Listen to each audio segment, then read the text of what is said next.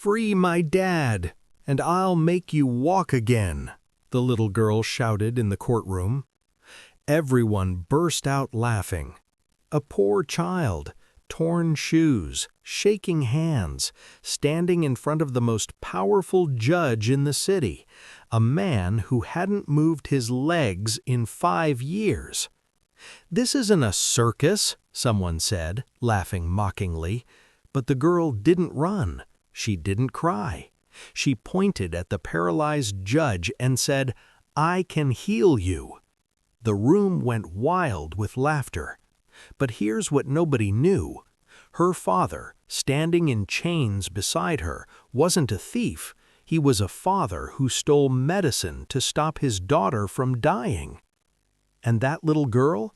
She had already survived the illness that doctors said would kill her.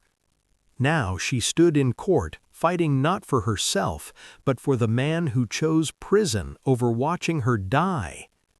The judge stared at her, cold, silent, unmoved. "Lying in court is a crime," he warned seriously. She walked closer. "I'm not lying," she said, crying softly. "I just believe, and nobody else does anymore." Then she placed her tiny hands on his legs. The entire courtroom held its breath. Seconds passed. Nothing happened. People smirked. Guards rolled their eyes. But then, the judge's finger twitched. One guard gasped. The laughter stopped.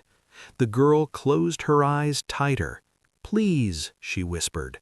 And what happened next, no one in that courtroom would ever forget. Not the judge, not the father in chains, not the people who came to watch punishment, but witnessed a miracle instead. Because sometimes hope comes from the smallest voice and changes the hardest heart. Stay with this story, because what this judge does after standing for the first time in 5 years will leave you speechless. This is Still Time Left, where powerful stories remind us that hope isn't gone, it's just waiting. Stories of second chances, of broken people finding strength, of moments that change everything. Because no matter how dark life feels, there is still time left. "Stop laughing! I'm not lying!" the little girl screamed, her voice echoing across the courtroom walls. The laughter did not stop right away. It rolled through the room like cruel thunder. Men in suits shook their heads. A woman covered her mouth, trying to hide a smile. Even a police officer at the back let out a short chuckle. But the girl did not sit down. She stood in the center aisle, small, thin, and shaking, yet somehow stronger than anyone else in that room. Her name was Maya. Her dress was pale blue once, but now it looked gray from too many washes. One sleeve was slightly torn. Her shoes were different sizes, both worn out at the front. Her dark hair was tied with a loose ribbon, strands falling over her face.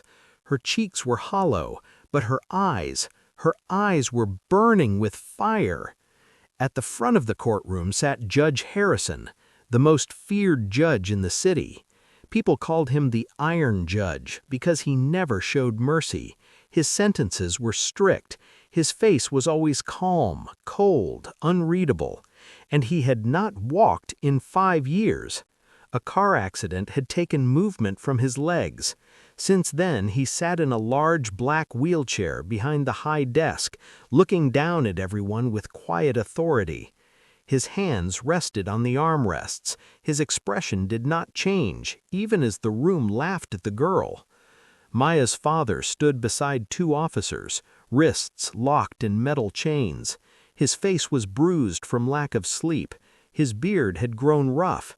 His eyes were red, not from anger, but from crying too much when no one was watching. "Order in the court," Judge Harrison said, tapping his gavel once. The sound cut through the laughter like a knife. Silence slowly spread. Maya swallowed, her chest rising fast, but she did not look scared anymore. She looked like someone who had nothing left to lose. "Your Honor," she said, stepping forward. "Please, free my dad, and I will heal you." A second wave of laughter burst out, louder than before. "She thinks she's a doctor," someone joked. "Maybe she's a magician, too," another man added, mocking. Maya's hands clenched into fists. "I said, stop laughing," she shouted again. Her voice cracked, but it carried something that made people slowly quiet down. Pain. Real pain. Her father lifted his head. "Maya, don't," he whispered. "Please, baby, don't do this." Tears filled her eyes, but she shook her head hard. "I have to," she said, crying softly. Judge Harrison watched her carefully now. Children did not usually speak in his courtroom, and they certainly did not challenge him. "You understand where you are?" he asked, low, controlled voice. "Yes," she answered quickly, steady but shaking. "This is where you decide people's lives." A murmur spread through the room. The judge's eyes narrowed slightly. "Your father is accused of stealing money from a hospital, money meant for sick patients." Maya turned toward the crowd. "He didn't steal for himself," she shouted, defensively. "He took medicine because I was dying." The words hit the room like a heavy stone dropping into water. Ripples of shock moved across faces.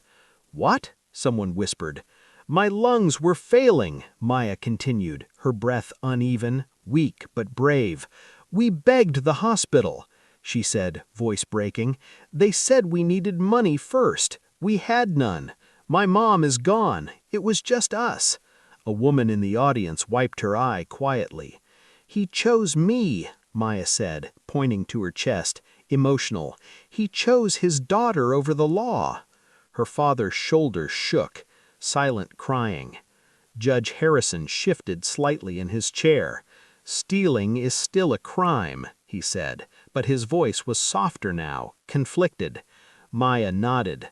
"I know," she whispered, ashamed, "but letting your child die, is that not a bigger crime?"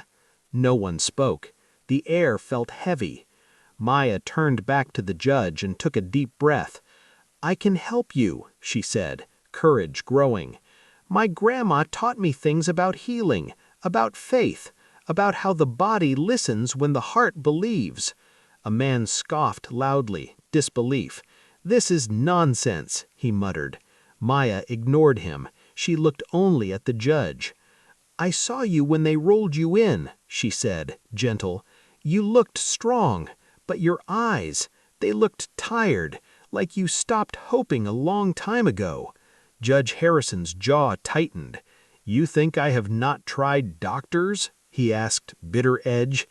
"I think," she said slowly but clear, "that maybe no one tried believing with you." The room fell silent again. Even the guards were listening now. Her father shook his head weakly. "Maya, please stop," he said, worried. "They'll be angry." "I'm already scared," she said without looking at him. "Honest fear. But I'm more scared of losing you." Tears ran freely down her face now, crying. She stepped closer to the judge's desk. "Let me try," she said, pleading. "If nothing happens, you lose nothing. But if I'm right, maybe we both get our fathers back. Me and your children, too." The judge blinked. "My children?" he asked quietly. "They visit you less now, don't they? Because it hurts to see you like this." His breath caught. No one knew how she guessed, but she was right.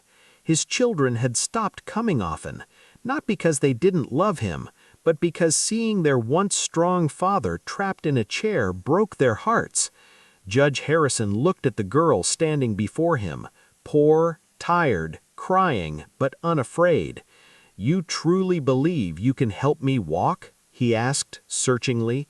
Maya nodded slowly, confident and strong.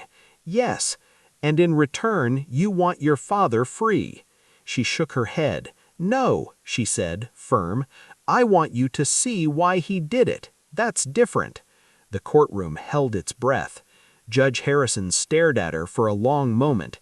Then he raised his hand. "Bring her here," he ordered, curious but controlled. A wave of whispers rushed through the room. Maya walked forward, each step small but fearless, and for the first time in years, the Iron Judge felt something he had forgotten: hope. The courtroom air felt thick, like the whole world had stopped breathing at once. Maya stood beside Judge Harrison's wheelchair, so small that the top of her head barely reached the edge of his desk. Yet every eye in the room was fixed on her, not on the powerful man she stood next to. Judge Harrison studied her closely. He could see the dried tear marks on her cheeks, the dark circles under her eyes, the way her hands trembled, not from fear, but from exhaustion. "Do you understand," he asked slowly, "that this is a court of law, not a place for stories or dreams?" "Yes, Your Honor," Maya answered, respectful but steady. "But sometimes the truth sounds like a dream to people who stopped believing." A few people shifted in their seats, uneasy. The judge's eyes narrowed, but not in anger, in thought. "What exactly are you going to do?" he asked. Maya swallowed. "I don't fully know," she admitted, honest. "My grandma said healing is not about hands, it's about the heart telling the body it's safe to try again." A man in the audience scoffed loudly, disbelief. "This is ridiculous," he muttered. The judge lifted his hand without looking at him. Silence returned, authoritative calm. Maya took a small step closer. "May I touch your legs?" she asked, gently. The question felt strange in a courtroom, but Judge Harrison gave a slow nod, cautious. A guard moved forward nervously. "Your Honor."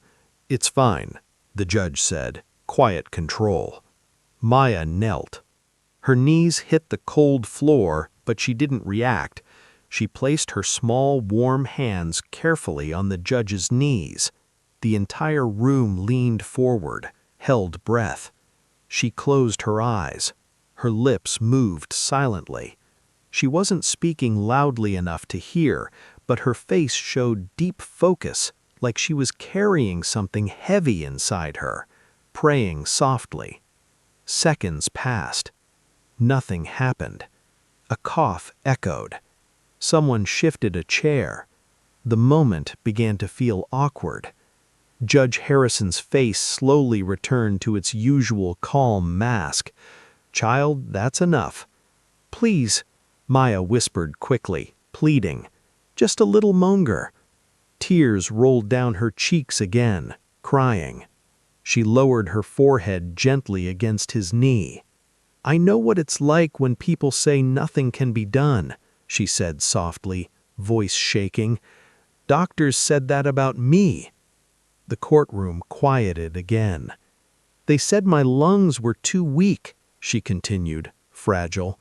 "But my dad held me every night and told me to keep fighting. He believed before I could." Her father turned away, covering his mouth, overwhelmed. Maya tightened her grip slightly. "You don't have to prove anything to anyone," she whispered, gentle comfort. "You just have to tell your legs it's okay to try." Judge Harrison stared down at her small head resting on his knee. Something inside his chest felt tight. He hadn't let anyone close like this in years, not physically, not emotionally. "Hope can hurt," he murmured, low, painful truth. "I know," Maya replied, soft, understanding. Silence.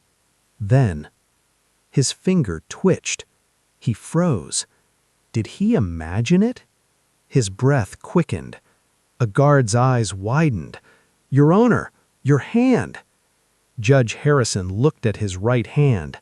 His finger had moved, just slightly, but he had not felt even that in years. His heart pounded, racing pulse. "Focus," Maya whispered, concentrated. He tried to move again. This time he felt something in his thigh. Not pain, a spark. "I feel," he said, voice barely there, stunned. Gasps burst from the audience, shocked murmurs. "This can't be real," someone whispered. Maya didn't open her eyes. "It's real," she said, faithful. Judge Harrison gripped the armrests of his wheelchair. For years, his legs felt like they belonged to someone else, heavy, silent, gone. Now there was a faint buzzing sensation, like a limb waking from deep sleep, surprised. "Try," Maya whispered again, encouraging. He clenched his jaw. Slowly, he commanded his leg to move. Nothing. He tried again. A slight shake ran through his knee. The guard behind him gasped loudly. "His leg moved!" A wave of noise filled the room. Judge Harrison's eyes filled with tears instantly, overwhelmed. "I haven't felt this in 5 years," he said, voice breaking. Maya opened her eyes now, smiling through tears. Hopeful. "Again," she said gently. He tried once more. This time his foot shifted forward, just a few centimeters, but clearly. The courtroom exploded.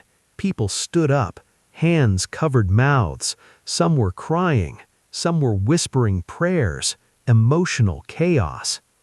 Judge Harrison breathed heavily, staring at his own leg like it belonged to a stranger. "This is impossible," a lawyer muttered, shocked. But it was happening. With help from 2 guards, the judge slowly pushed himself upward. His knees trembled violently. Sweat formed on his forehead, straining. He stood for 3 long seconds, 3 seconds that felt like a lifetime. Then he dropped back into the chair, breathing hard, exhausted. The room burst into applause, cries, and disbelief, overjoyed. Maya covered her face and sobbed, relieved.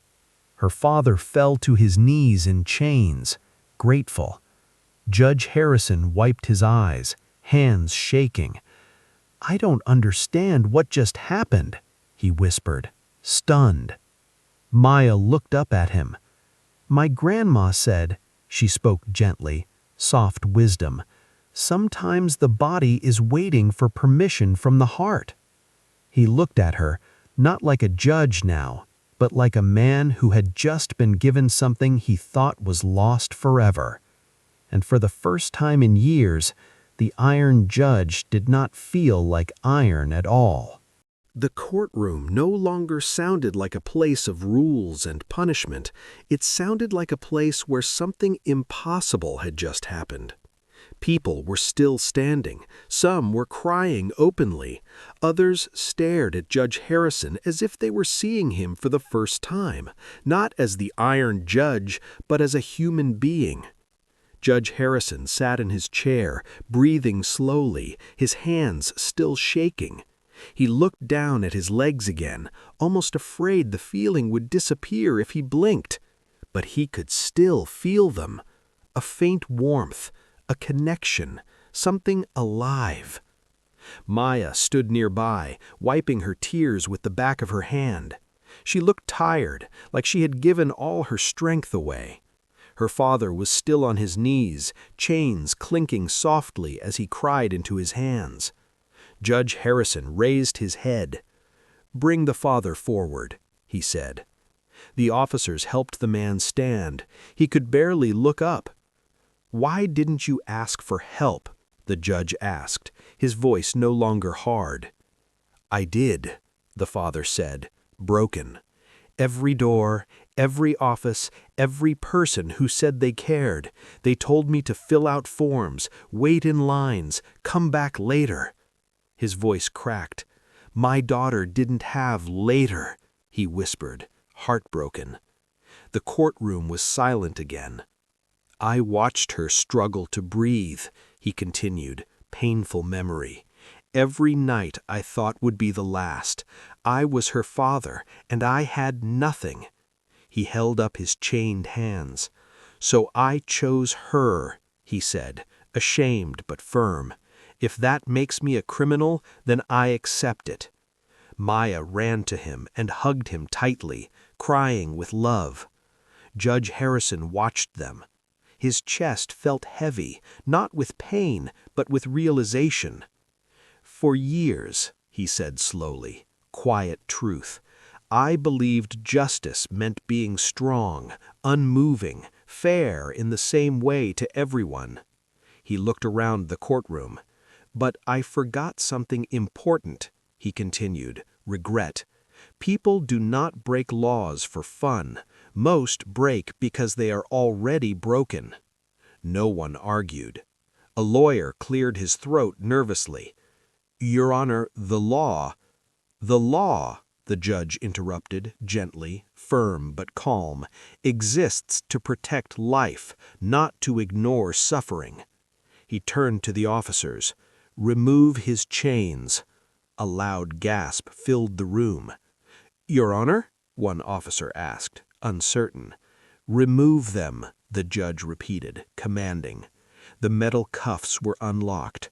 They fell away with a soft clink that sounded louder than anything else that day. Symbolic release. Maya's father stared at his free hands, trembling. You are not free of responsibility, the judge said, balanced, but you are not a monster. This court will investigate why a hospital refused treatment to a dying child. Murmurs of agreement spread. Maya looked up at the judge. Thank you, she whispered, grateful. Judge Harrison shook his head slowly. No, he said, emotional. Thank you. Tears slid down his face freely now. You gave me back more than movement, he said, heartfelt. You reminded me why I became a judge in the first place. The room was filled with quiet emotion. He looked at the people in the seats. Justice without compassion, he said clearly, powerful voice, is just cold law, and cold law cannot heal a society. People nodded. Some wiped their faces. Even the guards looked thoughtful. Sunlight streamed through the tall windows, lighting dust in the air like tiny floating stars. Hopeful image. Maya held her father's hand tightly. We can go home? She asked, softly. Her father knelt and kissed her forehead, loving relief. Yes, he whispered. Judge Harrison shifted in his chair. Carefully, slowly, he moved his toes again. They responded. His breath caught, amazed. He closed his eyes, not wanting anyone to see the childlike wonder on his face, quiet joy. For years he had believed his life had shrunk to a chair and a desk, but today a little girl with worn shoes and fearless love had pushed his world open again. As Maya and her father walked towards the exit, people stepped aside to let them pass, respectful silence. They were no longer being looked at with judgment. They were being looked at with admiration. At the doors, Maya turned back. Don't stop trying, she called out, encouraging smile. Judge Harrison nodded slowly, grateful. I won't, he said. The doors opened. Bright daylight poured in, wrapping the father and daughter in golden light as they stepped outside together. New beginning. Inside the courtroom, no one spoke for a long moment. They had all come to witness a trial. Instead, they had witnessed healing, not just of legs, but of hearts. Judge Harrison looked at his gavel resting on the desk. For the first time, it did not feel like a weapon. It felt like a responsibility. He whispered to himself, sometimes the strongest judgment is mercy, reflective. And that day, everyone left changed, because one small voice had been brave enough to speak, one father had loved enough to risk everything, And one judge had finally remembered that true justice listens not only to the law, but to the human heart.